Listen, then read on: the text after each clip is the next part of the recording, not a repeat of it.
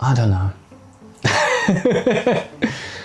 Well, I think I tell him not to be scared, that there's going to be a lot of times in which you feel very lonely, and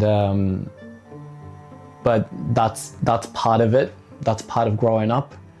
That you, lo que le diría a mi niño interior es de que se prepare, que va a haber mucha soledad, pero que uno encuentra en la soledad un placer y un alivio, y de que estando solo uno aprende a estar cómodo con uno mismo, y que si uno no está cómodo con uno mismo, uno no puede transmitir eso al mundo, ¿no? Y a la hora que uno está cómodo con uno mismo, esa sonrisa que uno tiene, el mundo se la sonríe de vuelta. People around you are going to feel it, and that's going to be contagious. So es eso, ¿no? That takes time. Si uno se siente bien con uno mismo, es contagioso y el mundo lo siente. You're going to spend years working on that, but when you do achieve it,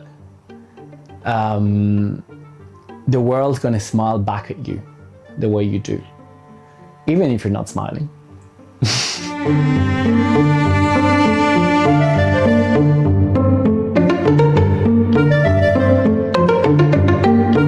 Hello, honey Pacha. I'm Andres.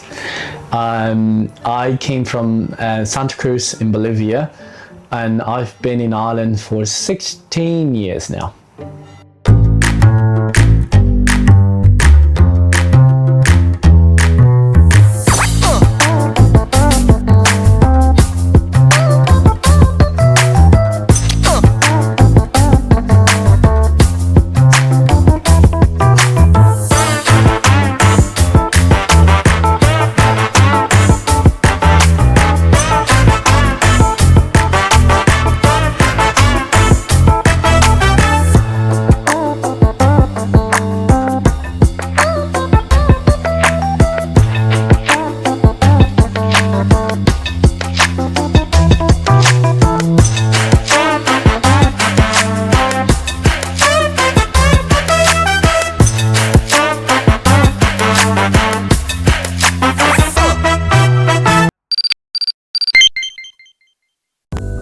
I guess I've always been kind of lucky with traveling. When I come from a family of different cultures. So my mother's side Japanese, my dad's side Spanish. So it's a bit of a mixed salad. And we were lucky enough to travel a good bit when I was a child. And then when I started swimming when I was 11. I was in a national team, so again, we traveled all around South America. And there was something my mom used to say all the time, that she'd say, I knew you were going to leave since you're 13. And I said, how come? And she said, whenever I picked you up from the airport, you had this gloom in your eyes that you were kind of sad to be back.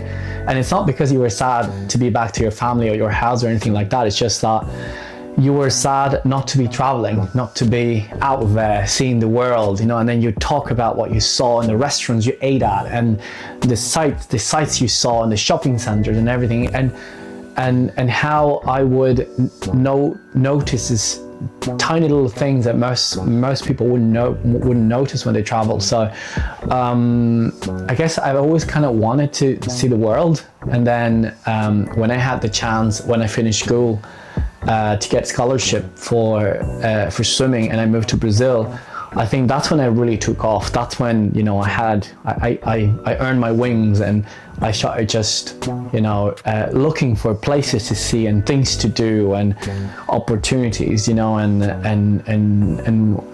jobs abroad and overseas and everything. So I think my motivation's always been that I've been curious about the world, and I always wanted to see the world as much as I could.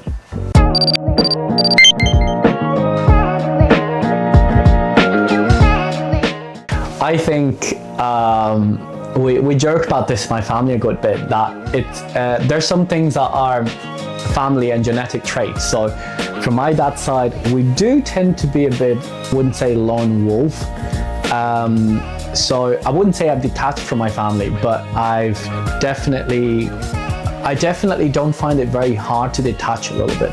Now, I guess my upbringing with my education in swimming means that I'm very goal oriented. Like, I want to achieve something and I'll work very hard until I get it, right?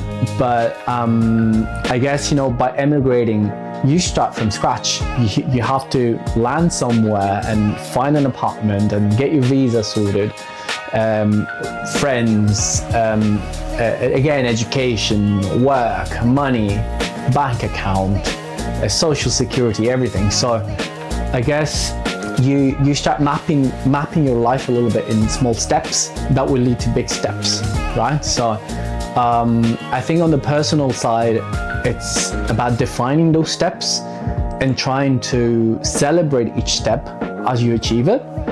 And on the personal side, knowing that whatever you do, I guess it ensures that you're going to have a better future. And I guess your family will be happier knowing that you're having a better future, if you know what I mean. So, of course, you know, with time, you go full circle. So when you're in a good position, you're in a position to help them back, right? But while you're fighting for those things, I guess the thing that kept me going would be the fact that I knew that whatever achievement I have was their achievement as well.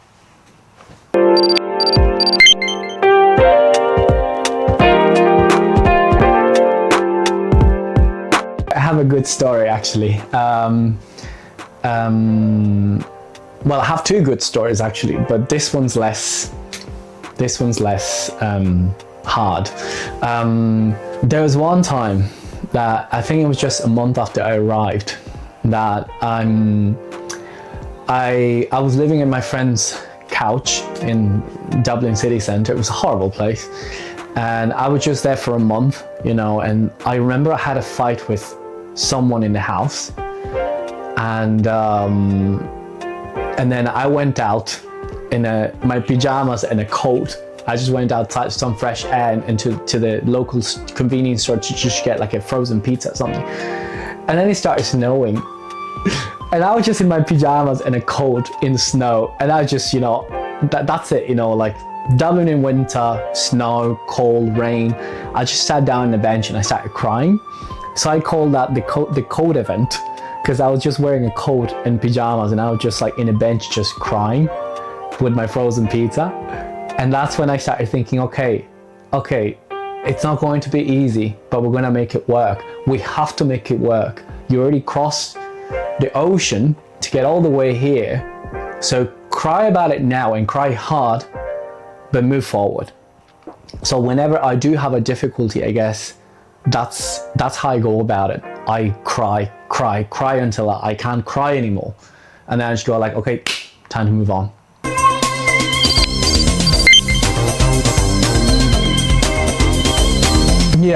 Yeah, and that's another episode as well, that in which on my first year I had an accident on my bike and I broke my 2 elbows. And I didn't know many people in Dublin, and this is when I discovered how some people can be beautiful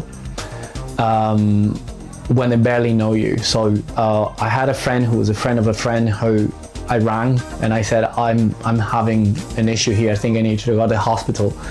And within 10 minutes he was in my house.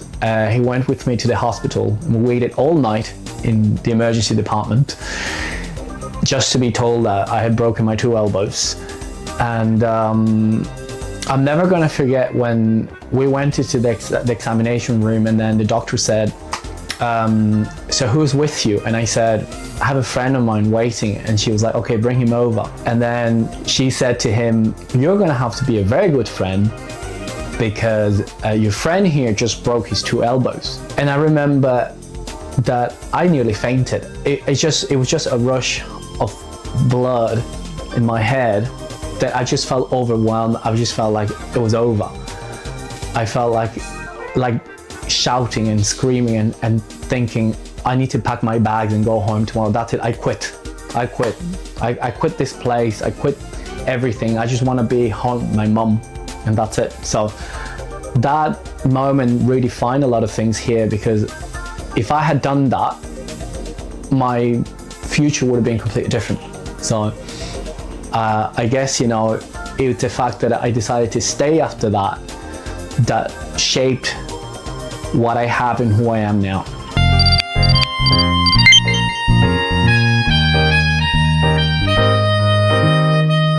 Through my time as an immigrant, I've seen how the countries have changed. So when I came to Ireland, it was a very poor country.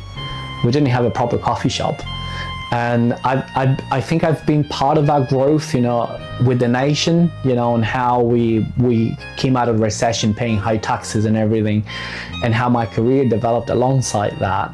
So I guess, you know, I saw purpose when I saw my life taking off as well, right? So that's when I knew that I was doing things right. When I just felt happy about my reality. Yes, I didn't have everything. We never have everything, right? But I was just happy to be here fighting for it, you know, to get a new apartment, I'm never going to forget my first car, which is the shittiest car in the world. It was a Peugeot that kept breaking up. But do you know what I mean? Like, it's just, I guess when I felt that being part of that struggle was enjoyable, that's when I learned that there was purpose in it, right? Because you're enjoying working, you're enjoying the hard work, because you know that eventually it will lead you somewhere.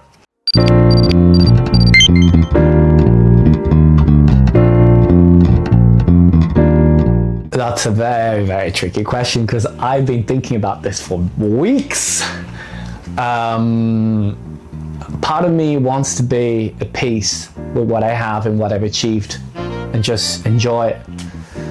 And part of me wants to keep helping people, to, you know, to provide a hand to people in the way that I would have liked to when I was in need, if you know what I mean. So I guess, you know, my purpose at the moment, it's a bit of a karma thing. It's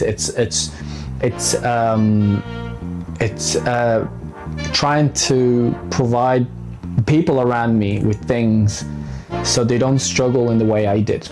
So I think that's it. I think in the material side of things, I have all the small things and the big things as well. I'm lucky, and I'm very grateful for that.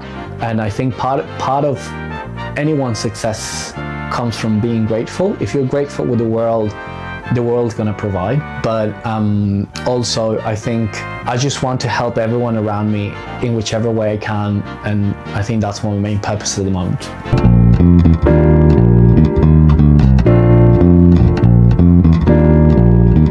I have tried my best to be more present with my family, particularly, and my friends, right? To understand them a little bit more, to have more patience, to know that the fact they think differently doesn't mean it's a bad thing, because, you know, we're all living in different continents now.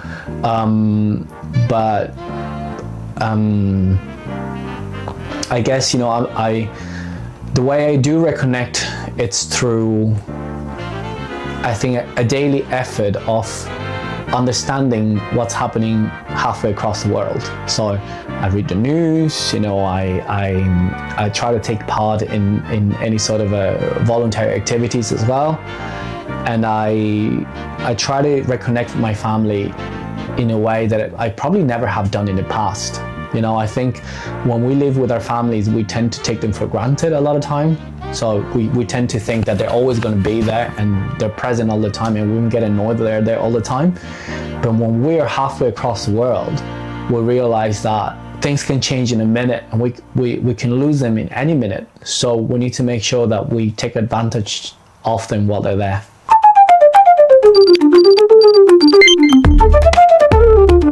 We say in English, take it at face value, which means, you know, just take whatever you can from it, and that's it.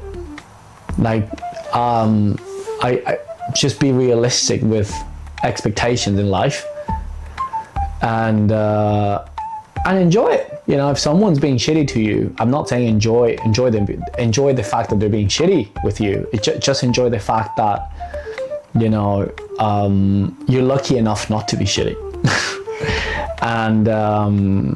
and just, I guess, enjoy the little things. That's it.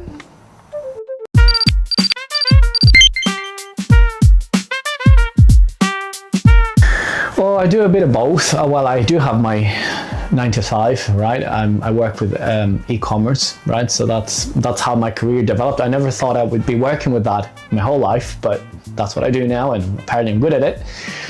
And then I do have my philanthropy as well. So I do a little bit volunteering. I'm a coach for people with special needs. And that's very fulfilling because people with special needs are very pure. They have a very pure heart.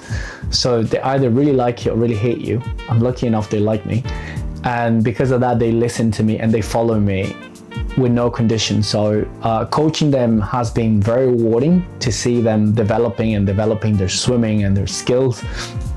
And they're so grateful for it. And I volunteer as well with an organization, which is the Bolivian Residents Association in Ireland. And then with them, it's just more of a, I guess, I help them navigate through the process of being in a foreign land. Again, provide a helping hand in the way that I would have liked to when I first arrived. So it's interesting because, of course, we're all in different parts of our lives. I was once an immigrant with a few euros in his pocket. And I like to help people that really need it, because you can tell that they really appreciate it.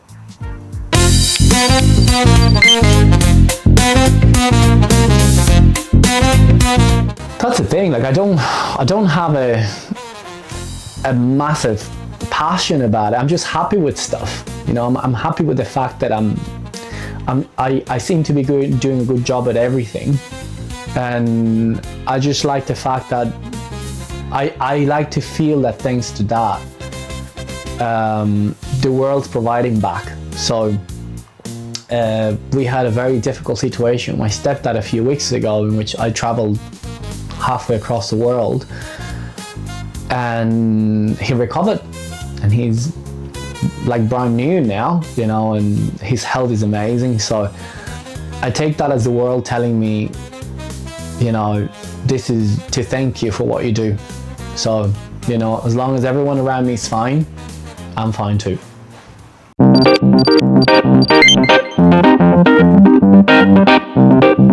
I think my scope of the world has changed. Like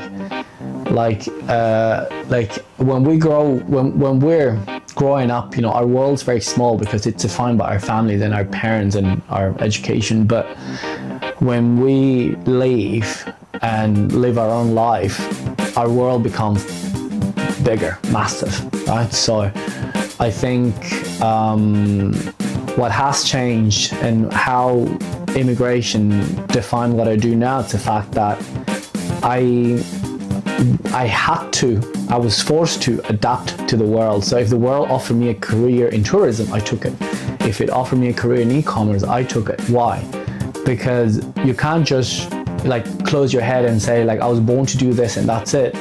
When you emigrate, you have to be open-minded about these things, because these things are the things that are going to open doors for you. All right. And also there's something that we say as well, that we need to look at the bigger picture.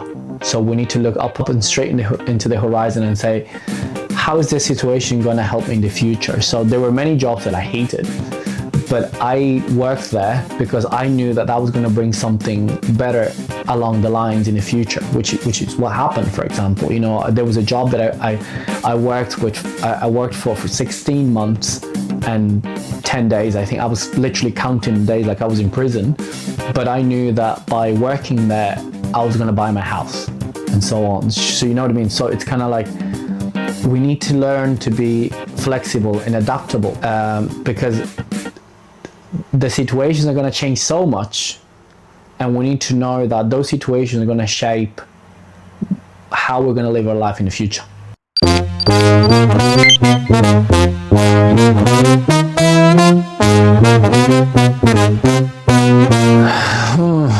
That all the plans you had are never going to materialize. You had a plan when you left, and you're gonna have a complete different reality later in life. And that's the beauty of it. Life is very unpredictable. Like, we can plan, but we're never gonna get what we want. We might get it better, we might get it worse. We're certainly gonna get it different.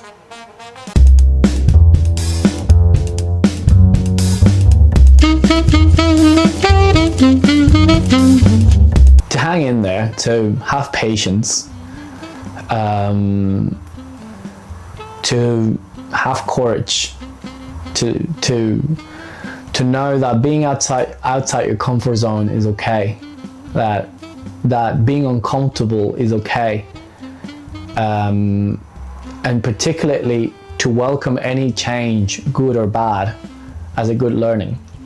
We always learn, and the moment you realize that everything that happens to you in life is a learning, I think you live more at peace with yourself, because you know that no minute in your life has been wasted.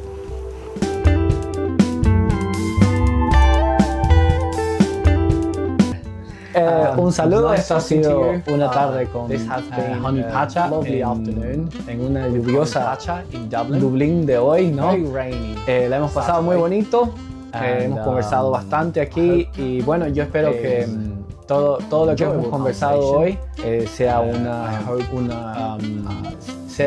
tenga un mensaje de aprendizado para todos, ¿no? Y que al mismo tiempo de esta manera aprendamos juntos a cómo llevar la vida en una tierra tan lejana, ¿no?